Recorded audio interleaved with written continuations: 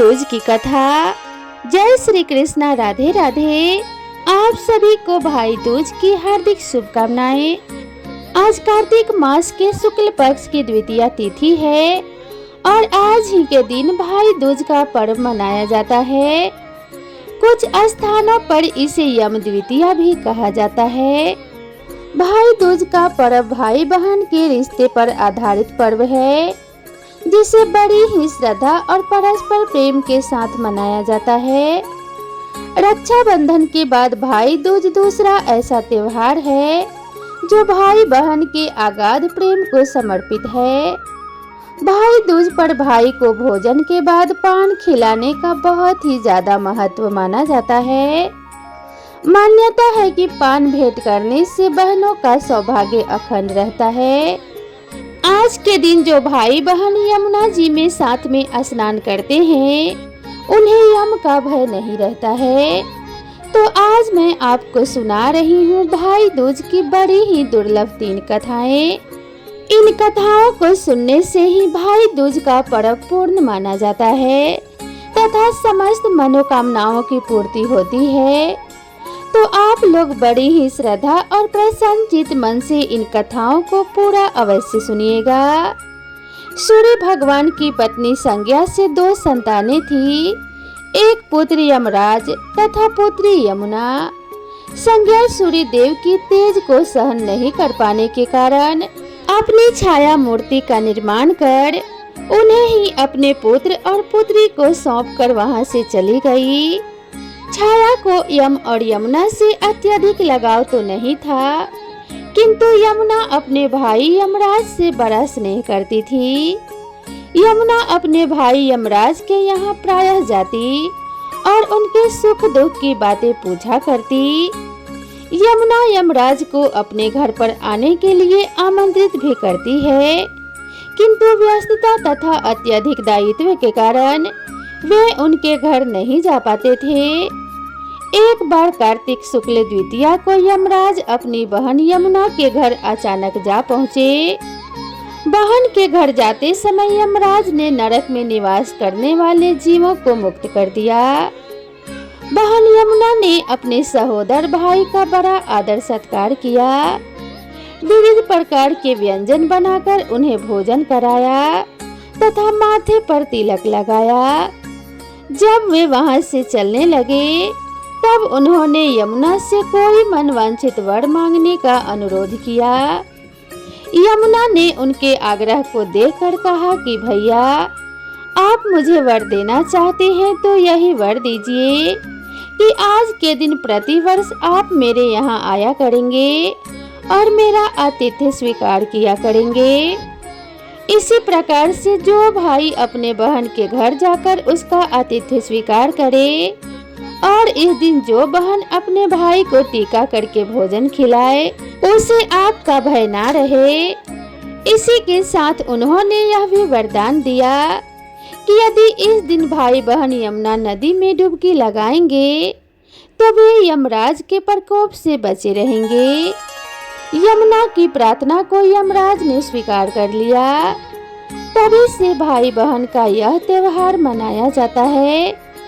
अब आइए श्रवण करते हैं यम द्वितीया की दूसरी कथा, जिसे सुनने मात्र से ही भाई की अकाल मृत्यु नहीं होती है तथा दीर्घायु की प्राप्ति होती है। एक बुढ़िया माई थी, उसके 7 बेटे और 1 बेटी थी। बेटी की शादी हो चुकी थी। जब भी उसके बेटे की शादी होती तो फेरों के समय एक नाग आता और उसके बेटे को डस लेता था। बेटा वहीं मंडप पर मर जाता और बहू विधवा हो जाती। इस तरह उसके 6 बेटे मर गए और 7वें बेटे की शादी होनी बाकी थी। अपने 6 बेटों के मर जाने के दुख से बुढ़िया रो रो कर अंधी हो चुकी थी।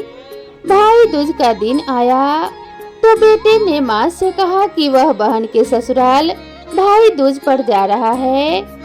माँ से आशीर्वाद लेकर वह अपनी बहन के घर चला गया। उसे रास्ते में एक सांप मिला। सांप उसे डसने को हुआ तो भाई बोला, तुम मुझे क्यों डसना चाहते हो? मैंने तुम्हारा क्या बिगाड़ा है? सांप बोला, मैं तुम्हारा काल हूँ और मुझे तुम्हें डसना है। भाई बोला, मेरी बहन मेरा इंतजार कर रही है। मैं जब तिलक करा के वापस लौटूंगा तब तुम मुझे डस लेना। सांप हंसने लगा और कहने लगा, आज तक कोई अपने मौत के लिए लौट कर आया है क्या? भाई ने कहा, अगर तुम्हें यकीन नहीं है तो मेरी झोली में बैठ जाओ। जब मैं अपनी बहन से तिलक करा कर लौटूंगा तब तुम मुझे डस लेना। तत्पश्चात सांप ने ऐसा ही किया। भाई बहन के घर पहुंच गया। दोनों एक दूसरे से मिलकर बड़े खुश हुए। इतने में बहन के बच्चे आ गए और बोले, मामा आप हमारे लिए क्या लाए हो? भाई बोला, मैं तो कुछ नहीं लाया। मामा की बात सुनकर बच्चे ने वह झोला ले लिया जिसमें सांप था। जैसे ही उसे खोला उसमें से हीरो का हार निकला। बहन ने कहा, भैया तुम मेरे लिए इतना सुंदर हार लाए हो और मुझे बताया भी नहीं। भाई बोला, बहन तुझे पसंद है यह हार तो इसे रख ले। यह हार तो मेरे किसी काम नहीं आएगा। अब क्या था, भाई दूज मनाकर अगले दिन भाई जाने को तैयार हुआ और बहन से रास्ते के लिए कुछ खाना बनाने के लिए कहने लगा। बहन ने उसके लिए लड्डू बनाकर एक डिब्बे में रख दिया। भाई सफर में चला तो कुछ दूर जाकर थककर एक पेड़ के नीचे सो गया। उधर बहन के बच्चों को जब भूख लगी तो माँ से खाना मांगने लगे। खाना बनने में थोड़ी देरी थी तो बच्चों ने मामा के लिए बनाए लड्डू मांगे। उसकी माँ ने कहा, लड्डू बनाने के लिए थोड़ा बाजरा पीसा था। लड्डू तो नहीं है लेकिन चक्की में बाजरा है, उसे ही थोड़ा खा लो। बच्चे चक्की के पास गए तो देखा कि चक्की में सांप मरा पड़ा है, जो शायद अंधेरे में गलती से आटा पीसते समय दबकर मर गया था। यह बात बच्चों ने माँ को बताई तो वह बावली सी होकर भाई के पीछे पीछे भागी। रास्ते भर लोगों से पूछती कि किसी ने मेरे भाई को देखा है। तब एक आदमी ने बताया कि कोई लेटा तो है एक पेड़ के नीचे, देख ले वही तेरा भाई है क्या? वह भागी भागी पेड़ के नीचे पहुंची और अपने भाई को नींद से उठाया और उसके बाद पूछा, भाई कहीं तूने लड्डू खाए तो नहीं? भाई ने गुस्से में लड्डू उसे देकर कहा, नहीं बहन, मैंने तुम्हारे लड्डू नहीं खाए हैं, थोड़े लड्डू ही तो दिए थे तुमने, इसके लिए भी तुम मेरे पीछे पीछे आ गई। बहन बोली, नहीं भाई तू झूठ बोल रहा है, जरूर तूने लड्डू खाया है, अब तो मैं तेरे साथ साथ चलूंगी। अब दोनों भाई बहन साथ चल दिए। चलते चलते बहन को प्यास लग गई। वह पानी पीने एक बस्ती में गई। पानी पीकर लौट रही थी तो रास्ते में देखा एक जगह जमीन में 6 शिलाएं गाड़ी है और एक शिला बिना गाड़े रखी थी। वहाँ एक बुढ़िया भी बैठी थी। उसने बुढ़िया से पूछा कि यह शिलाएं कैसी है। उस बुढ़िया ने बताया कि एक बुढ़िया है, उसके 7 बेटे थे। 6 बेटे तो शादी के मंडप में ही मर चुके हैं, तो उनके नाम की यह शिलाएं जमीन में गड़ी हैं। अभी 7वीं की शादी होनी बाकी है। जब उसकी शादी होगी तो वह भी मंडप में मर जाएगा और उसके बाद यह 7वीं शिला भी जमीन में गाड़ दी जाएगी। यह सुनकर बहन समझ गई कि यह शिलाएं किसी और की नहीं बल्कि उसके भाई की नाम की है। उसने उस बुढ़िया से अपने 7वें भाई को बचाने का उपाय पूछा।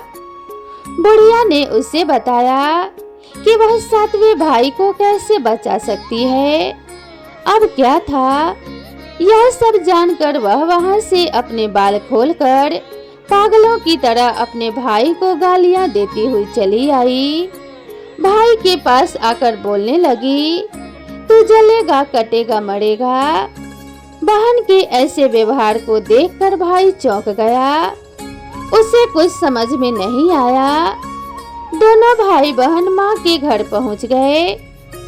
कुछ दिनों के बाद भाई के लिए रिश्ते आने लगे और उसकी शादी तय हो गई।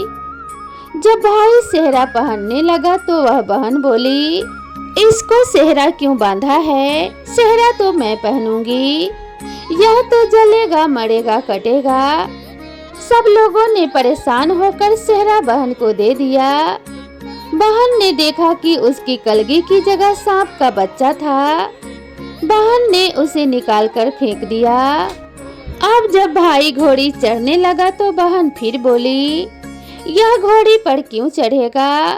घोड़ी पर तो मैं बैठूंगी, यह तो जलेगा मरेगा कटेगा। इसकी लाश को तो चील कौवे नोच खाएंगे। बहन की ऐसे बातें सुनकर सब लोग बहुत परेशान हो गए। घोड़ी पर भी वही चढ़ी। अब जब बारात चलने को हुई तब वह बहन बोली, यह क्यों सामने के दरवाजे से निकलेगा? यह तो पीछे के रास्ते से आएगा, आगे के दरवाजे से तो मैं निकलूंगी।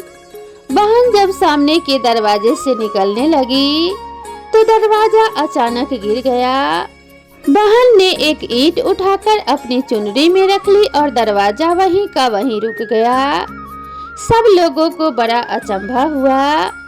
रास्ते में एक जगह बारात रुकी। भाई को पीपल के पेड़ के नीचे खड़ा कर दिया गया। बहन कहने लगी, यह क्यों छांव में खड़ा होगा? यह तो धूप में खड़ा होगा, छांव में तो मैं खड़ी होंगी। जैसे ही वह पेड़ के नीचे खड़ी हुई पेड़ गिरने लगा। बहन ने एक पत्ता तोड़कर अपनी चुनरी में रख लिया तो पेड़ वहीं पर रुक गया। अब तो सबको विश्वास हो गया कि यह बावली कोई जादू टोना सीख कर आई है, जो बार बार अपने भाई की रक्षा कर रही है। ऐसे करते करते फेरों का समय आ गया।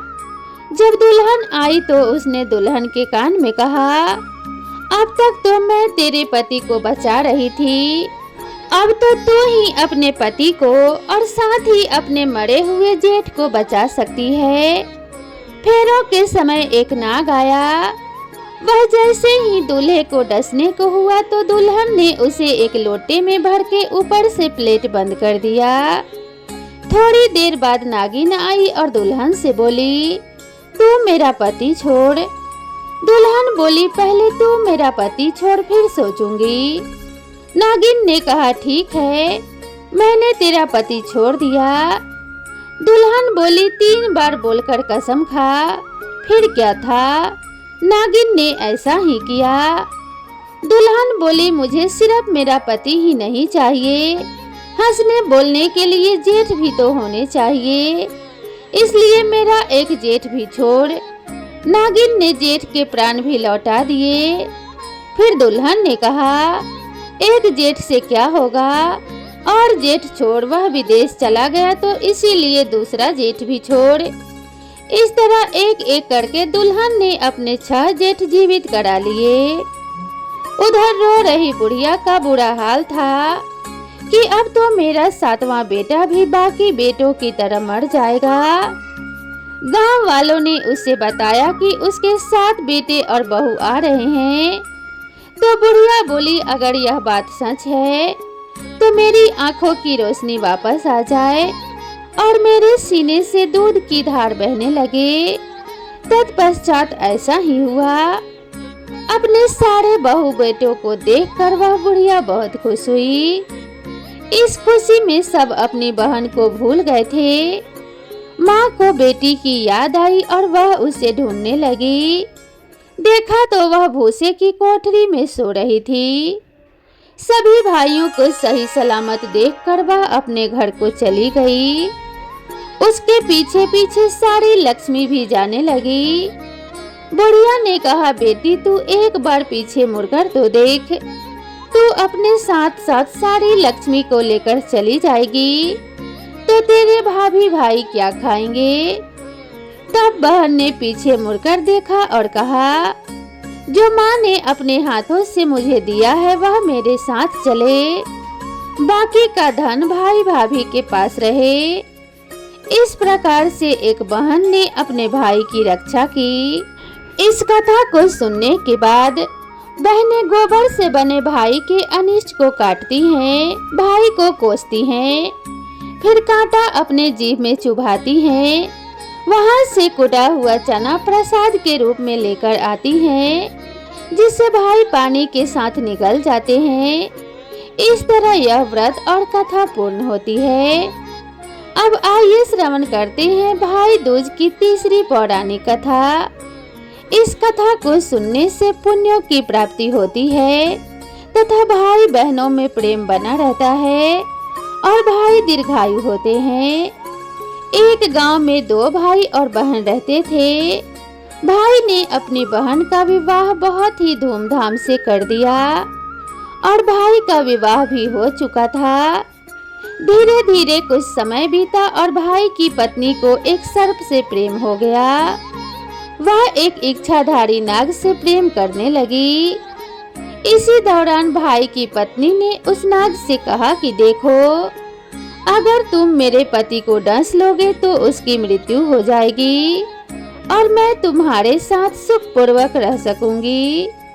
सांप ने कहा, ऐसा कैसे हो सकता है? भाई की पत्नी ने कहा, नहीं, तुम मेरे पति का रूप धरकर मेरे पास रहना, किसी को पता नहीं चलेगा। अब क्या था, उस भाई की पत्नी ने अपने पति को मारने की योजना बना ली। एक दिन की बात है, बहन का भाई जब सब्जी लेने के लिए जा रहा था तो वह जूता पहनने लगा। उसके जूते में वह सर्प आकर बैठ गया था ताकि वह उसको डस सके। लेकिन भाई की नजर उस सांप पर पड़ जाती है और वह उस सांप को मारकर फेंक देता है। अब उसी वक्त भाई की पत्नी पानी लेने के लिए कुएं पड़ गई थी। वह जब वापस आई तो उसने देखा कि सांप मरा पड़ा है। उसके पति ने बताया, भाग्यवान, आज तो मैं काल के मुंह में जाने से बच गया। आज मुझे सांप डसने वाला था, मेरे जूते में छिपकर बैठा था, मैंने उसे मारकर फेंक दिया। अब यह सुनते ही भाई के पत्नी के हाथों से वह घड़ा गिर गया और वह चीखने चिल्लाने लगी। भाई ने पूछा, क्या हुआ, तू क्यों चीख और चिल्ला रही हो? भाई की पत्नी ने कहा, मैं तुमसे एक पहेली पूछती हूँ, अगर तुम इस पहेली का जवाब नहीं दोगे तो मैं तुम्हें भाड़ में झोंक दूंगी या तुम्हारी हत्या कर दूंगी। उसके पति ने पूछा, अच्छा बताओ तो पहेली क्या है?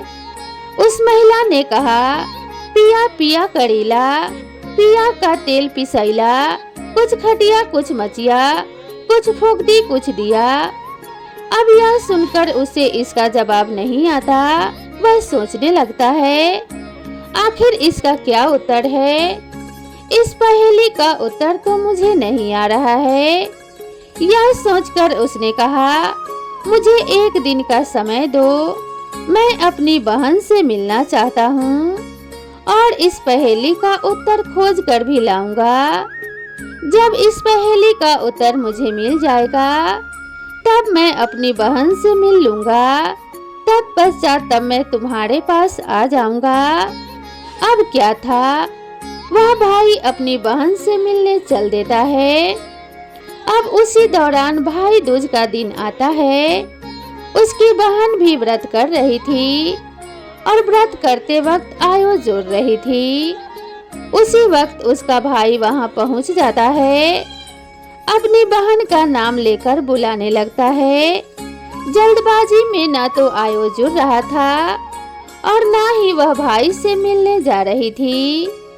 अब इधर बहन को न आता देखकर भाई सोचता है, मुझे देखकर खुशी नहीं हुई, इसीलिए मैं वापस जाता हूँ। वह वापस जाने लगा, तभी उसकी बहन जल्दी जल्दी अपना आयु जोड़कर गोधन पूजन कर चली जाती है और अपने भैया से हाल चाल पूछती है, कुशल मंगल पूछती है और जल्दी जल्दी अपने पड़ोसन के घर जाती है। वह पड़ोसन से कहती है, जब कोई बहुत प्यारा व्यक्ति आए तो उसे क्या बनाकर खिलाना चाहिए। अब देखिए वह पड़ोसन बहुत ही जल्दी है कि वह इतनी खुश कैसे है। उसने कहा घी से चावल बनाओ और वह बहन वैसे ही करने लगती है, लेकिन उसका चावल ही नहीं पकता। भोजन में इतना देर होते हुए देखकर भाई ने कहा, बहन हमें बहुत तेज भूख लगी है, खाना जल्दी खिला दो। उसकी बहन ने कहा, भैया चावल तो पक ही नहीं रहे हैं। जब भाई जाकर देखता है तो देखता है कि चावल घी में पक रहा है। उसने कहा कि हे भोली बहन, घी में चावल नहीं पकता, तुम पानी में चावल पकाओ, मैं भर पेट भोजन करके तृप्त हो जाऊंगा।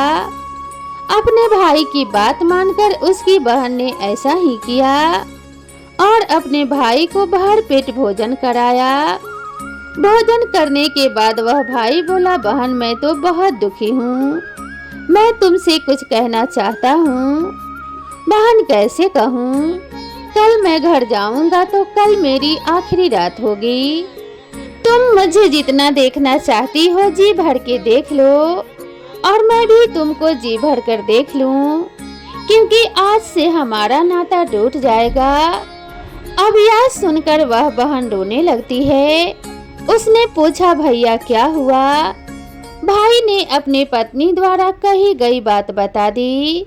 बहन तुम्हारी भाभी ने मुझसे एक पहेली पूछी है, अगर मैं उस पहेली का जवाब नहीं दूंगा तो तुम्हारी भाभी मुझे भाड़ में झोंक देगी। यह सुनकर बहन ने कहा, भैया वह पहेली क्या है मुझे बताओ। तब भाई ने उसको अपने पत्नी द्वारा बताई गई पहेली बताई।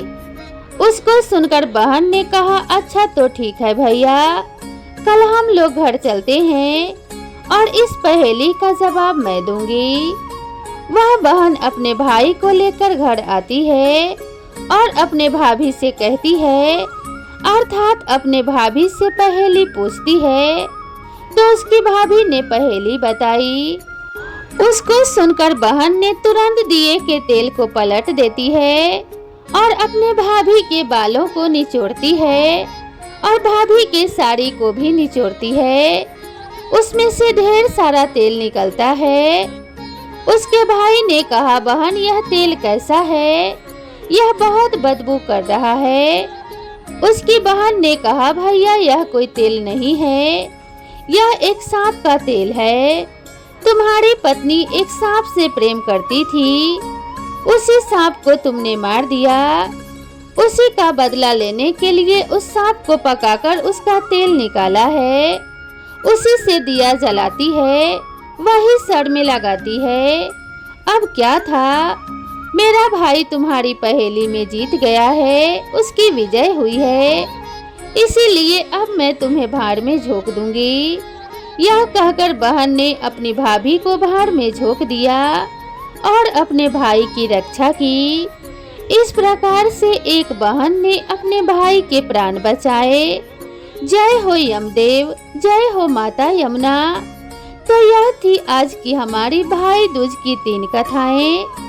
उम्मीद करती हूँ आज की यह कथा आप सभी को पसंद आई होगी। अगर आपको आज की कथाएं पसंद आई हो तो हमारे वीडियो को एक लाइक करें और साथ ही कमेंट बॉक्स में जय श्री कृष्णा अवश्य लिखें। चैनल पर पहली बार आए हैं तो चैनल को सब्सक्राइब करना ना भूलें। तो दोस्तों मिलते हैं इसी तरह की नई वीडियो में, तब तक के लिए राधे राधे।